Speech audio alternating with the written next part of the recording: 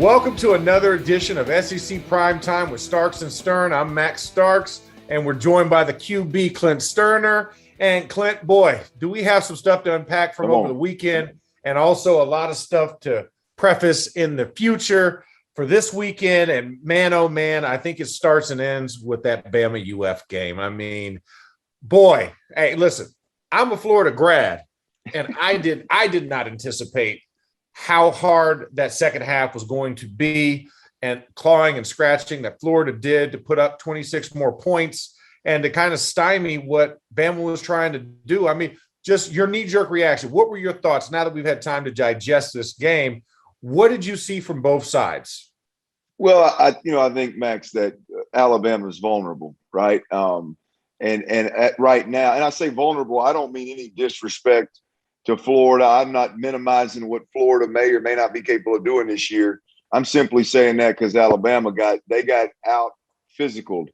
Florida was more physical. They ran for 250 yards to Alabama's 91 or something like that. I mean, when was the last time something like that happened, especially in a game like this on the road where running the football was going to be of the utmost importance down the stretch. And so I just think the big takeaway was, wow, Alabama is vulnerable. Florida's better than I thought they were. And this is going to be an absolute dogfight. And it turned out to be just that. But we can get into Alabama and how the different ways that to me they're vulnerable. But I tell you, if you just look at that run, that rush yardage for each team, you can count the number of times on one hand, Max, how many times that has happened to Alabama. That's a statement that Florida made on both sides of the ball, by the way. Yeah, no, I mean, because, we came into this game, right? Florida, is it going to be Anthony Richardson? Are we going to see him? We were so caught up that that's the type of dynamic playmaker. And then Emory Jones just comes alive. He does what he needs to do, and he gives them a chance. He gave them an opportunity. Then on the opposite side, I mean, Bryce Young didn't play bad, not by any standards. I mean, he was very efficient, but he wasn't a game changer, right? I mean, he was 22 at 35. I mean, for a first-time starter in an away game in that environment, not bad. But the defense was the biggest surprise for me for Florida. And it was a tale of two defenses, right? Because the first half, boom, boom, boom, like Alabama marched down the field. And you just saw this quick, like, oh, God, it's 21-3. This is about to be a mud stomp, right? And it's like they flipped the switch in that second half, and they got real stingy real quick and forced them to turn the ball over, forced them, as far as punting it and everything else. Yeah. And then the offense just started chewing up yardage, man. They look better than a John Deere with some long weeds. I mean, they were just mowing down that defensive line that we thought the defense was going to be one of the strengths, right? It was mature. They had another year under their belt. They had all the pieces in place, and they gave very little resistance in that second half. And so I'm just, I am surprised by it. Now I'm sure Alabama's like, it was just one game, and what happened? We still won it. We're still undefeated. Blah blah blah blah blah. We're number one. But I think that really put the rest of the East on notice that Florida's not in a rebuild mode. Yeah, they've just reloaded. So, kind of your thoughts just about. How does that look in the Eastern landscape? What is everybody looking at right now and saying about this Florida game? Well, I mean, they're looking at Florida through a different lens. That's for damn sure. I mean, they're looking at Florida like, I mean, there's no way not to. I don't care if you thought they were in rebuild mode or you thought they were going to be a good football team, but maybe not an SEC championship caliber football team. What you watched on Saturday night, if that didn't open your eyes, then I don't know what the hell you're looking at. I mean, look, here's the deal, and I've told you this before, Max. I always have been, and always will be high on Dan Mullen. I've watched Dan Mullen do things, do more with less for a long period of time. I've seen him have a quarterback in Dak Prescott that he uses one way, he realizes it's not working, and literally at halftime comes out with a whole different game plan and a whole different approach, and has not only comes out with that approach, but has the guy ready and mature enough to flip the switch and go throw the football all over the park and try to win a ball game. And so this is just, for me, it's just another feather in the cap of Dan Mullen of no matter what restrictions he has, call it a rebuild if you want, call it the second, call it whatever you want. I will never count him out, especially when he's at a place like Florida, who always has the mature bodies, the physicality, the athletes. It's just a matter of getting them to play together. This is a feather in Dan Mullen's cap, because there's no way that I thought he would do this without Anthony Richardson, to be completely honest with you, number one. And number two, if you look at Emory Jones' numbers, 18 of 28 for 195 yards, right? I never would have thought that Florida would have been able to compete and possibly beat Alabama in the fourth quarter with a quarterback throwing for 195 yards. I just never, I didn't see it coming. So hats off to these guys. But like you said, that defense is at Florida obviously is better. I tell you what it is. Max, who did I hear? One of Florida's guys early in the week said that they were the best defense in the country. And I know it raised some eyebrows around the country. Some guys said, whoa, wait a minute. Well, they didn't look too far from it, Big Max. I'm going to tell you that. Yeah, I don't know if it was Diabate or Cox or somebody like that said that. I can't remember who said it. But yeah, no. I mean, and then here's the other thing. Dan Mullen last year had an offense that was one of the top passing offenses in the country. This year, they have the number 2 rushing offense. You flip that switch that quick. And like you said, you alluded to it with Dak Prescott, like doing it within a game, right? Going from one approach to the next.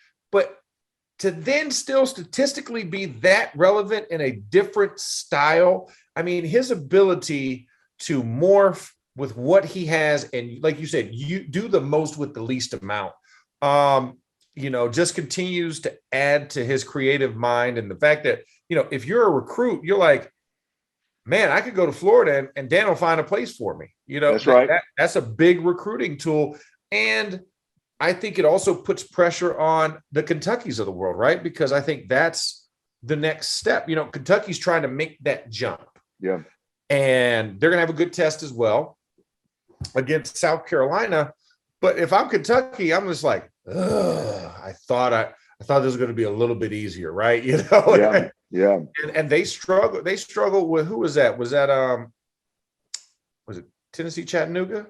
There you go. I was trying. Yeah. Tennessee Chattanooga, and they barely won that one. So now they're feeling a little some type of way after getting that Mizzou win. How big is this game about them going down to South Carolina and going there playing at night? Well, before we get off that Florida topic, I tell you, Georgia's put on notice in the East. Georgia's put it, because that's a good that's a comparable defense, and I'll take Dan Mullen over any offensive play caller in damn near in all of college football right now. Dan Mullen as good as they come. So Georgia's on notice right there. That's what last Saturday meant in the East. I think that was your question before I got my long-winded ass. My long-winded ass ventured off into the damn weeds. Sorry about that, Max. But no, look, Kentucky. They're my dark horse out of the East. Obviously, that doesn't put them in the same category as Florida or Georgia. They're the 2 lead dogs, but I do think that when you look at Kentucky this week versus South Carolina, they're the better football team. Kentucky is the better football team. I firmly believe that. But what Kentucky has to do is they have to prove, Mark Stoops and company have to prove this weekend that they belong more in the conversation with Florida than they do with South Carolina and Missouri and the teams in the East that are Tennessee right now. Like, it's that time for Mark Stoops at Kentucky to establish that program as, hey, we're not just going to hope we beat Florida once every 3 years, or hope we can play with them once every 3 or 4 years. No, we're here to stay, and this is the year to do it. And you do that by showing up and dominating opponents that you should dominate in the lower half of the East. So I think this is a huge week right here for Kentucky. They got by Tennessee, chat. It's over. Move on. You got South Carolina, and this is a team in year one of a rebuild, and you've got to absolutely dominate them for 4 quarters, or you have no business in the conversation with Florida. Well, and think about this. And South Carolina's 2-1 right now. So they got a little confidence. They got a little extra something in their step as well. Sure. What are you seeing from Shane Beamer and company? I mean, is there something where you think they're doing something pretty good? Because I feel like, it's Zolan, or Nolan, and it's Doty, and they don't really know what they have, and they're kind of trying to still figure out their identity. I mean, what do you make of this Gamecock squad? You said it. I mean, there's nothing to make at this point. They're in a look, that place was in bad shape when Muschamp took it over. I visited down there a couple of times, and I'm gonna be honest with you, I don't know that when Muschamp left that Joker, that it was in very good shape. And so, look, I look at South Carolina as they're in year 0 of a rebuild, and when you're in year 0 of a rebuild, you have no idea what you're. Hell, Max, you can't ask me that. They had a goddamn GA as a quarterback week 1. I don't know what the hell they're doing down there. They don't even know what the hell they're doing down there. So, but yeah, look, this is a game that Kentucky should run away with. Yeah, no, you're absolutely right. I mean, I said that in jest because I was waiting for you to talk about having a GA come in and end up being your starter. Like the dude, like, hey, do you still got it? Do you still got eligibility? All right, we'll break down that film and then let's head out to practice. hey, my college roommate, this serious business, man. My college roommate, after I graduated, it was either the year after I graduated or 2 years after I graduated. He had already quit and was going to go on run some banks. His dad was in the banking business, so he had his future all planned out. And he was in his little fraternity deal and out there throwing the rock around on the intramural field, having a good time. And I'll be damned if Houston Nutt didn't call him. All the quarterbacks got hurt. All of them got hurt, and he had to call him off the intramural field, Max, not to back up. He started against Ole Miss off the intramural field. So I got one up. I'm one better than the GA. Than the GA that South Carolina had to roll with. You got the intramural league champ, baby. It was unbelievable, man. John Rutledge, baby, First Security Bank, man. He's doing big things right now in the banking business, but his ass, sure enough, came off the intramural field and straight out there and started an SEC game against Ole Miss. Man, I thought, you got to be kidding me. Man, that is hilarious. Well, before we move on to the next segment, let me tell you guys a little bit about our partners over at BetRivers Sportsbook. If you haven't signed up with BetRivers yet, now's the time because they're offering a $250 match bonus for your first deposit. But what sets them apart is that they require just one play through to turn your bonus into cash money. With their new Rush Pay instant approval, withdrawing your winnings is safer, more secure, and more reliable.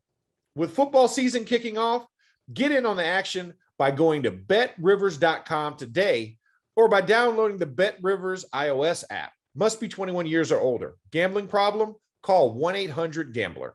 Let's break down your Hogs from last week and then also Texas A&M. And let's try and paint this picture because, I mean, I'm going to get into the nuts and bolts of the actual matchup. Yeah. But Texas A&M goes out and obliterates New Mexico, 34-zip, right? It's nothing. I mean, what did we see from Calzada and from Colorado Buffalo, right, to this Mexico game? Did you learn anything more about, him as a passer, as a QB, as, the guy that you feel comfortable about, right? I mean, to go into this game, how do you stack up Calzada and what he did, and did he make any strides? Yeah, look, I think Calzada makes strides with every snap and every series, Max, to be completely honest with you.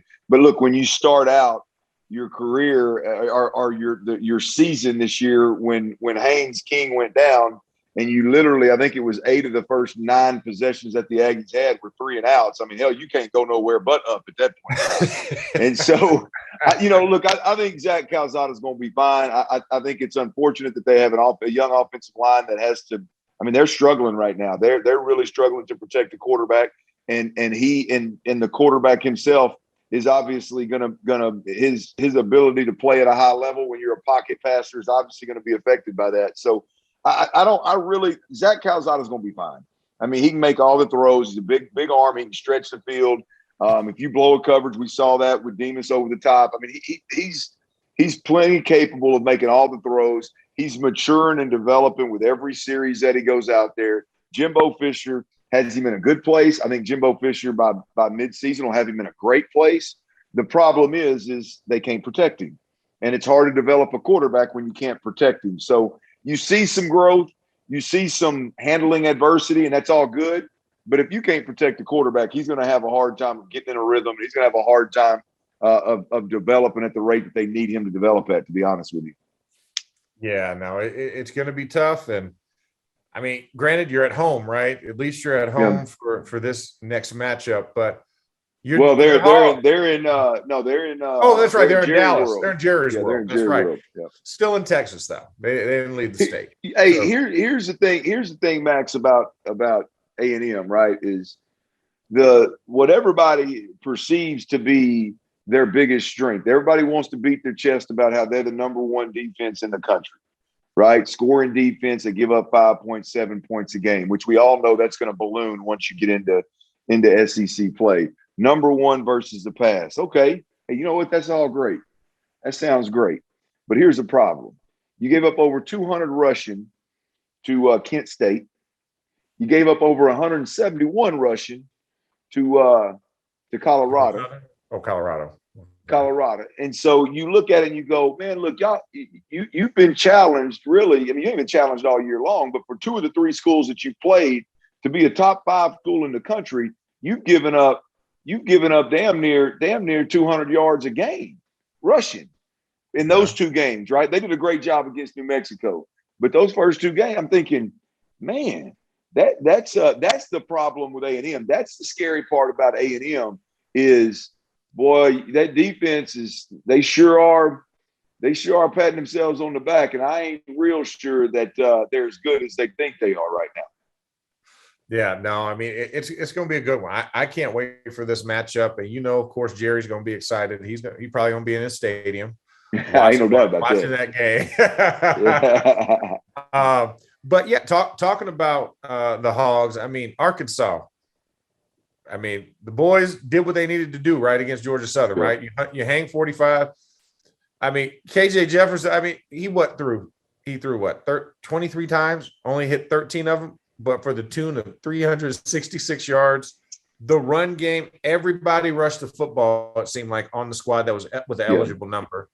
I mean, can this run game be stopped? And, because every week it gets like we saw it on full display against Texas, right? And we were just like, oh my God.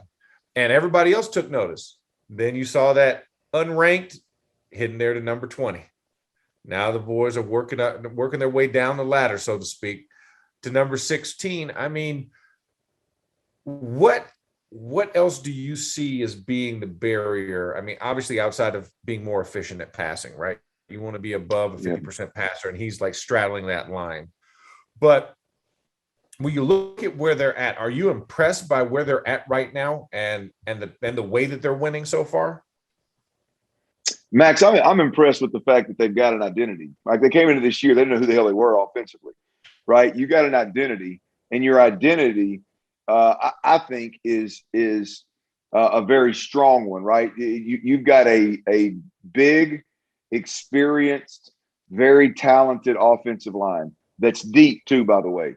And you've got a quarterback that's a big body hybrid between like a Dak Prescott and a Cam Newton style. I'm not saying he's that player. I'm saying that style of game, downhill between the tackles, doesn't shy away from contact.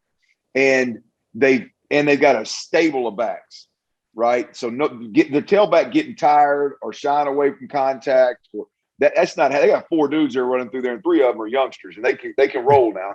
So it's one of the deals like at that point you go, okay, do I believe that identity plays in the SEC or not? Because look, you can go run the ball all you want against Kent State and against New Mexico and against Georgia Southern and against Rice. You can do all that you want, but when you come up against them big boys, it's a game changer. Hell, you know it. I'm sure y'all just rolled through a bunch of them little small jokers, and then it got real when you got up against Georgia and them other guys. But it's just a different game. I believe, Max, that what we see from Sam Pittman in this run game, I believe it plays in a big way in the SEC. They're going to have to do more to beat a team like A&M, but I do believe they can walk in there with their identity and hang their hat on their identity and have a chance to win this thing in the fourth quarter, especially when those numbers are what they are that I just told you about A&M's rush defense, 171 against Colorado and 200 plus against Kent State. I like Arkansas's chances there. Yeah, no, I'm definitely on the boat as well when you look at just what Arkansas brings to the table versus what A&M has put on tape. Max, real quick, I think you like the barrier there that's for Arkansas though is like KJ Jefferson. You said he can throw the deep shot, whatever. He can throw the quick game. They can run the football. But here's my deal with against good defenses like A&M is it's 3rd and 5. What are you gonna call, baby? You can't throw the fade. We can't take shots on 3rd and 5. Hell, the Dallas Cowboys could do it against Green Bay. They're still talking about it. He called it. Dez called it. No, it was 4th and 1, and you threw a damn fade, fool. It was a poor decision. You can't do it, right? You can't necessarily run it on 3rd and 5 or 6. So what are they gonna do? Not only do I think that they don't know what they're going to do, I'm sorry. Not only do I think that they're not very capable in that situation. I'm not sure that they know what the hell they're going to do and against A&M. You got to have 3rd and 5s, 3rd and 6s. You got to have answers in those situations. I don't know that Arkansas has them, man. Yeah. I think you're depending on being in 3rd and short to have a lot of your success just because it keeps that option available. But I mean, and that's going to be the challenge. I think we're going to figure out, Sam Pittman and company, how can we do, what can we, is it a hybrid RPO type of situation where, you get KJ moving and you get him closer to the line of scrimmage and then make that little, that little pump and dump, or then you just, or tuck it and go, depending on what that defender does. So it's going to be interesting, but I think that's one of the prime game. I can't wait to see that game, right? Because if Arkansas wins that one, man, where do they end up in the top 25 after that? Hey, look here, Max. I don't give a damn where they end up. I'm in Houston, baby. I'm in Houston. If my Hogs go down there, if they end up they beat up on them Longhorns earlier, I already get to walk around here and smile at my wife every time college football pops up. Chief, I work with about 3 Aggies. Man, you let them Hogs beat the Longhorns and the Aggies in the same year. You ain't gonna be able to tell me nothing. You and Sam Pittman gonna be just strutting through the whole state of Texas. That's right. Come on down here, baby. Exactly. Hey, Arkansas is gonna walk into every house in West and South and North Texas. We own both of these schools. Come on over to Arkansas. Like, treat it like death row. It'll be a hell of a recruiting tool. There's no doubt. But look, Arkansas's got an uphill battle. A&M's a really good football team. There's no doubt about it. I mean, it's full of especially on the defense side of football, these starters that are returning and NFL draft picks that are out, the future NFL draft picks. It's going to be a hell of a football game. I'm just glad as a Razorback, I'm just glad that we're having this conversation ultimately. And I hope to get a really good game on Saturday. It's been too damn long since they've just been competitive. And so this is beautiful for me, Big Max. Yeah, no, absolutely. And, looking at it, of course, for me, I mean, the luster is not going to be as exciting as your game, right? With Texas A&M battling Arkansas, and they're doing it in Jerry's world. But a game that mattered a lot in the late 90s and early 2000s. Ooh, come on. For SEC.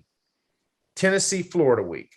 That was a huge week if you were a fan of either one of those schools in that time frame. You knew what you were doing. You were waiting for that game to either be the late afternoon game or the night game because you were getting fireworks in the East. Those two teams were phenomenal. And now it's Florida against that team in orange and white. Florida's going to the ice cream shop to go get creamsicles. I mean, essentially that's what we're looking at now.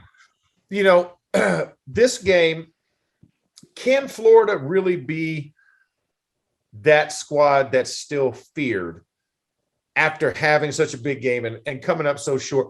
Can they actually carry that and turn the pace? That's my biggest question is, can they follow that up, right? It was a great appetizer, but how does that next course look like?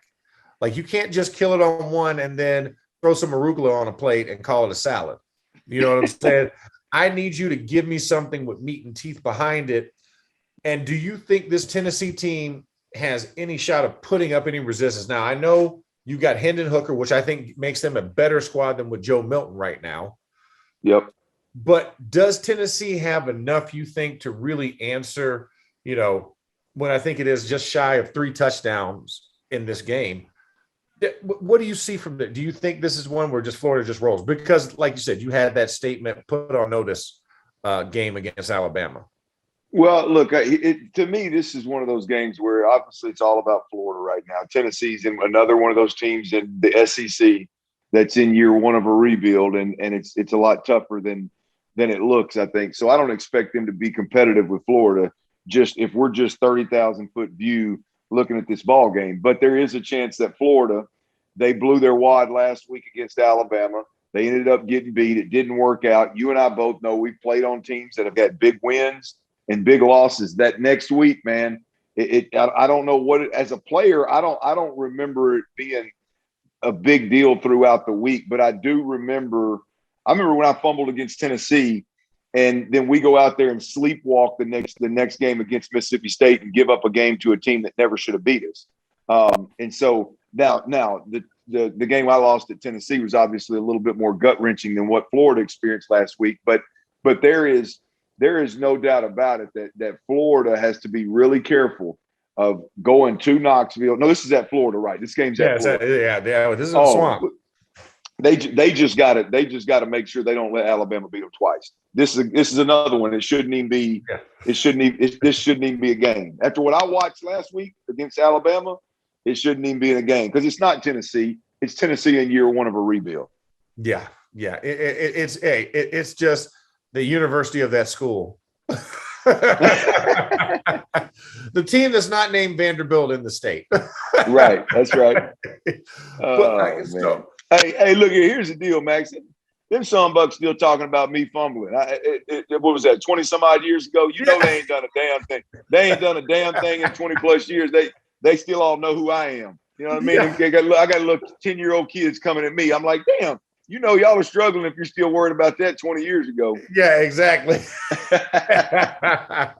Hey, left an impression, right? Mm-hmm. One way or another. Yeah.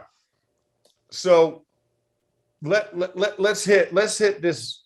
I think the other kind of key conference games in the conference, and we don't have to get too in depth with this, but I think another fun interconference game is going to be LSU Mississippi State, right? It's the revenge game for Ed Orgeron. It's Mike Leach in year 2 with Costello. And they're in a better place now when they're seeing LSU, and they got to go to Stark Vegas, right? Cowbell County to get this done. Has LSU shaken off those bugaboos from last year? Or I'm saying from last season and the beginning of this year against UCLA? I mean, are they a squad that, are we just expecting too much from them this year? And how hot is that seat for Ed O if he doesn't get this victory?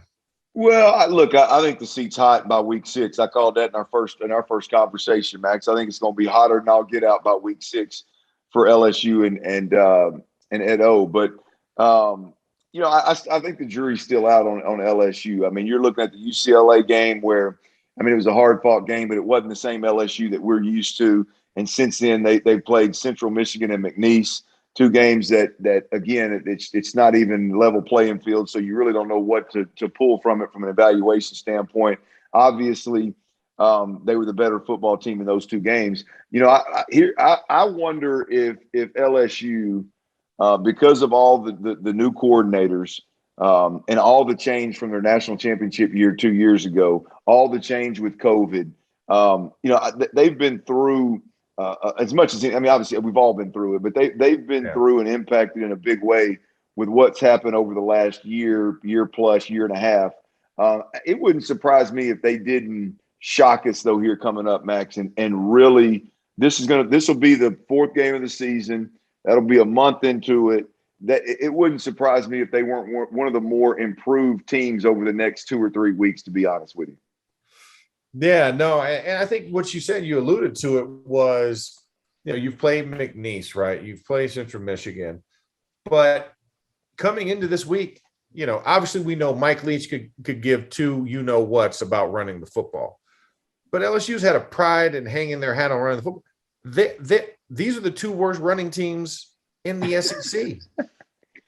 LSU's 13th, and of course we know Mike Leach anti-run the ball. I'll just throw a 5-yard, swing route. That's right. and that's my pseudo run. The guy's considered a running back. It's a run for him. He got to run after he caught it. Right. But isn't that also strange, right? You're talking about two teams this is literally going to be an air battle. Like LSU wants to run the ball. They're just not there yet with running the ball.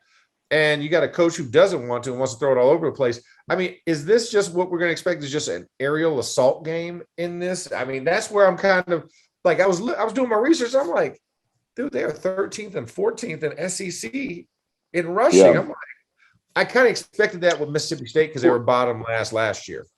Right. Yeah. I mean, Mike Leach just ain't gonna run it. I mean, he's playing. I mean, he's out there. It's like a joke to Mike Leach, man. I don't know how. It's hard for me to even take him serious, man. I know he's a great football mind. He's one of the originators of the air raid, or one of the early originators of the air raid. But it's hard for me to take him serious when in press conferences and things of that nature. But the truth of the matter is when you look at it, he's not going to run the football. They're going to try to throw it 80 times against LSU. And here's the beautiful thing. LSU is leading the nation in sacks. LSU's got 17 sacks. That's more than anybody in the country. And as we said from the jump, in terms of playing in the trenches, being athletic, they're going to be able to pin their ears back and go get the quarterback. And this week, they just so happen to be playing Mike Leach coach Mississippi State team that's going to give them plenty of opportunity. Mike Leach is going to hang a big bloody T-bone steak around old boy's neck and ask him to drop back 70 times and let them LSU dogs eat. I like LSU to really cause problems versus Mississippi State this week and get a W here. Yeah, no, I mean, I listen, for Edo's sake, I need him to get that W, because you go 0-2 against Mike Leach, the most one-dimensional team in all of SEC football. It's going to be a problem. It's going to be a problem. And I got him, Max. Here's what I got him, Max. I got Edo 3-3. I got him 3-3. This is what we talked about in episode 1. I got him 3-3 on the just firmly sat on that damn hot seat after the Kentucky game, week 6. Okay. I guess is that week. Is there a bye in there? Bing, bing, bing. No, that's right. That's week 6. Okay. Well, hey, listen, we'll see if he can get to 3-1 and then work on those next 2 losses. Because if you go 2-2, that timeline might be week 5. Sneaky good game of the week. It's not division, not conference. It's that Mizzou BC game. Mizzou is going up to BC, and they're 1.5. I'm gonna need you to sell this one to me now. I need you to sell this one to me now. Boston College is 3-0, right? ACC foe. We've already won one with the Georgia Clemson game. But what Hafley has up there right now, he has a team that's confident, that's undefeated. Mizzou is creating that identity, right? Connor Bazelak is coming into his own. They're a pretty good team. But Boston College, I mean, you look at it, they're scoring 41 points a game. You say, hey, whatchamacallit scoring 40, but their third down percentage. This is a team that does that keeps the ball on the field. They're over 56% on their third down conversions to 48%. And yes, the passing yardage and total yardage, Mizzou is putting up a bunch of yards, but they're also a team that rushes the football really well. And I haven't seen Mizzou really rush the football that well. So it's a team that looks balanced. I mean, I feel like it's a tight game. It's no Auburn Penn State from last week, where it's coming down to the quarter, to the end. But I think this is 2 evenly matched teams. And this is also another opportunity where we get crossover in the conference, right? Trying to figure out who's the more dominant conference. So this is the measuring contest, and it's the next one up. And I think Mizzou, especially going up there to Chestnut Hill, I think it's going to be a good challenge for them if they can come out with the W. because Boston College isn't no sleeper. I'm going to take your word for that, Big Max. I ain't seen Boston College this year. I'm going to take your word on that. If you're betting on it, I got 100 on it, man. I got 100 for you.